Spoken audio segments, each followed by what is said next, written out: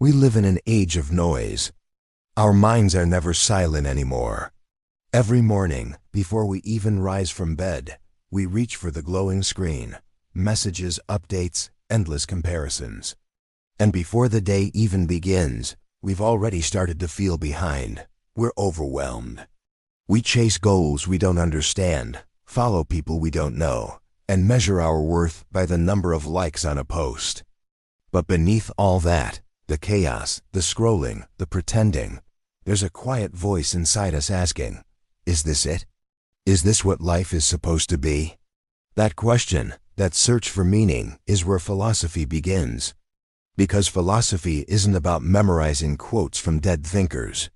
It's about asking the only question that matters: how should I live? And the beauty of philosophy is that it's timeless. Socrates, Epictetus, Marcus Aurelius, they all faced uncertainty, fear, and temptation, just like we do. They just learned how to master the mind before the mind mastered them.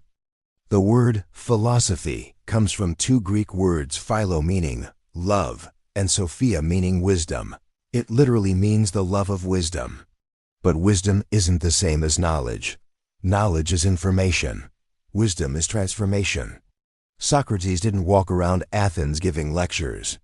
He asked questions, deep, uncomfortable questions that forced people to see how little they truly knew. He said, "The unexamined life is not worth living." And that wasn't arrogance. That was honesty. Because to examine your life, to ask why you do what you do, is to wake up from sleepwalking through existence. Philosophy begins when you stop running and start reflecting. When you stop asking, what do I want to have? And start asking, who do I want to be? You don't need a classroom to be a philosopher. You just need the courage to think deeply and live intentionally. Let's talk about the Stoics, perhaps the most practical philosophers of all time. The founder of Stoicism, Zeno of Citium, lost everything in a shipwreck. Instead of despairing, he walked into a bookstore, read about Socrates, and said, "This is what I've been looking for." From that moment, he began teaching a philosophy of resilience, the art of staying calm in a chaotic world. Centuries later, one of his followers, Epictetus, was born into slavery. He couldn't control his body, his freedom, or his circumstances, but he realized something profound. Freedom was not external, it was internal. He said, "Some things are within our control, and some are not." And that truth became the cornerstone of Stoic thought. Marcus Aurelius, a Roman emperor, ruled over an empire constantly at war. Yet every night he wrote in his journal, reflecting on humility, discipline, and peace of mind. He reminded himself, "You have power over your mind, not outside events. Realize this, and you will find strength." These men lived centuries apart, yet their message was the same. Control yourself, and you will never be controlled. Let's be honest, most of our suffering today isn't physical. It's psychological. We suffer because we crave too much. We want more comfort, more recognition, more things.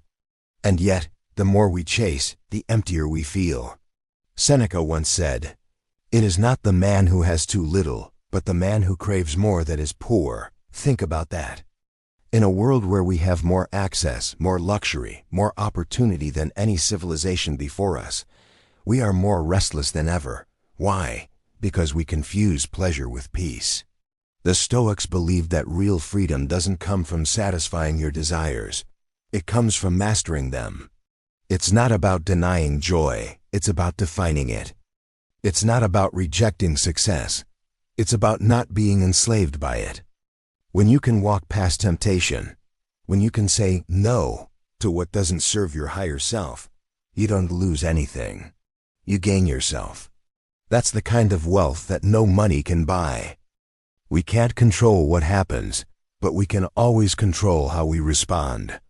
That single idea separates peace from panic, wisdom from chaos. When someone insults you, you can't control their words, but you can control whether you let them poison your mind. When you face rejection or loss, you can't change what happened, but you can choose your response. Marcus Aurelius reminded himself daily, If you are distressed by anything external, the pain is not due to the thing itself, but to your estimate of it, and this you have the power to revoke at any moment. Your reaction is your responsibility. The next time you feel anger rising, pause. The next time fear whispers, what if it goes wrong? Breathe. Every pause between stimulus and response is a moment of power. And in that pause, you decide who you are. It's easy to forget how much we already have. The Stoics practiced gratitude as a discipline. They began and ended each day with reflection, not on what was missing, but on what was present.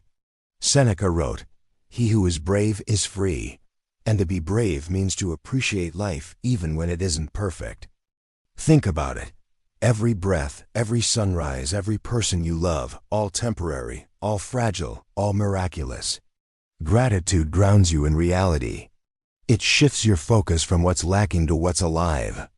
And when you live with gratitude, you stop chasing happiness and start recognizing it. The Stoics had a practice called premeditatio malorum, the premeditation of evils. Before battle, or before the day began, they would visualize everything that could go wrong. Not to be negative, but to be ready. Marcus Aurelius wrote, "Today I will meet people who are rude, arrogant, deceitful, and selfish, not as a complaint, as preparation." When you expect difficulty, you're never surprised by it. When you prepare for hardship, you meet it with strength, not panic. Life will always test you, but philosophy teaches you to pass those tests with grace. Resilience isn't built when life is easy. It's built when you keep your composure while everything else falls apart. Philosophy isn't something you read. It's something you practice. It's in the moment you choose silence over argument. It's when you accept what you cannot change. It's when you pause to reflect before you react. The Stoics didn't preach perfection. They practiced progress, small, deliberate acts of self-mastery every day. That's how you build a virtuous life, not through theory, but through repetition. In a world that moves fast, philosophy reminds us to slow down. In a world obsessed with noise, it teaches silence. And in a world that worships pleasure, it teaches meaning. Socrates, Epictetus, Seneca, Marcus, they all lived in turbulent times. Wars, plagues, corruption, fear, yet they found peace within themselves. They proved that wisdom isn't a luxury for scholars, it's a necessity for survival. So ask yourself, am I living with intention or just existing? Am I chasing approval or building character? Am I reacting to life or responding to it? Because the world doesn't need more opinions, it needs more philosophers. And to be one, you don't need to know everything. You just need to start asking why. Because philosophy, at its heart, isn't about how long you live. It's about how deeply you do. If this message spoke to you, take a moment to breathe, reflect, and remember. Wisdom only grows when it's shared. So if you found value here, subscribe to the channel and join this growing community of thinkers, doers, and modern Stoics.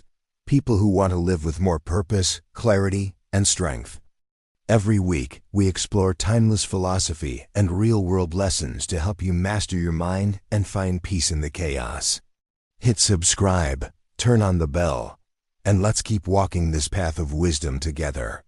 Because your journey towards self-mastery doesn't end here, it's only just beginning.